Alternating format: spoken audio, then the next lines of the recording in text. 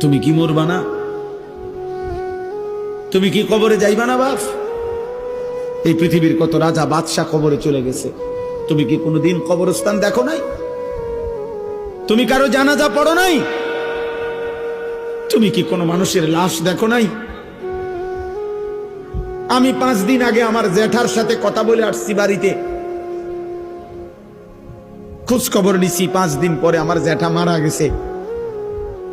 আমি জ্যাঠার দিকে তাকাইয়া বাড়িতে গিয়া দেখছি আমার এই সেই মানুষটা যার সাথে আমি কথা বলছি, উনি নাই, চুপ হয়ে গেছে, হাত নড়ে না, পাও নড়ে না। আমি জানাজা পড়াইছি আমার জ্যাঠার, তো জানাজার আগে আমি আমার জ্যাঠার কবরটা খালি, তখন কবরে রাখে নাই। আমি কবরের দিকে তাকাইয়া অনেকক্ষণ 8-10 মিনিট হইব, আমার বাবার কবরের পাশে আমার জ্যাঠার কবর,